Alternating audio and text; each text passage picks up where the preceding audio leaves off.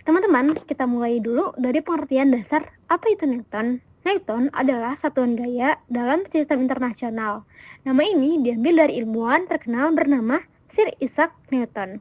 1 Newton adalah gaya yang dibutuhkan untuk memberikan percepatan 1 meter per detik kuadrat kepada benda bermasa 1 kilogram. Jadi, kalau kita mendorong benda dengan gaya 1 Newton, kita sebenarnya sedang memberikan percepatan kepada benda tersebut. Nah, Sir Isaac Newton juga dikenal karena merumuskan 3 hukum gerak yang sangat penting dalam fisika. Yuk kita bahas satu persatu hukum Newton ini. Hukum Newton pertama menyatakan bahwa suatu benda akan tetap diam atau bergerak lurus beraturan jika tidak ada gaya yang bekerja padanya. Contohnya, buku yang kita letakkan di atas meja akan tetap diam kalau tidak ada yang mendorong atau menariknya. Ini juga disebut hukum kelembaman atau inersia. Hukum Newton kedua menjelaskan hubungan antara gaya, massa, dan percepatan. Rumusnya adalah F sama dengan M kali A.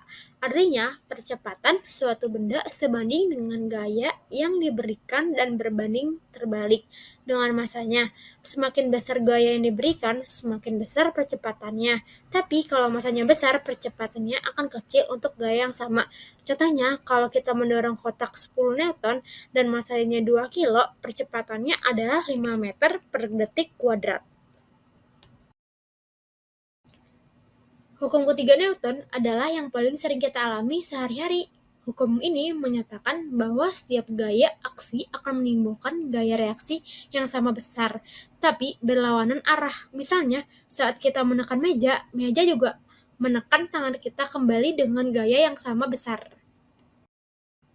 Sekarang kita coba soal. Di antara pilihan ini, mana yang merupakan bunyi hukum Newton ketiga? Jawabannya adalah yang menyebutkan adalah gaya yang sama besar, tapi berlawanan arah.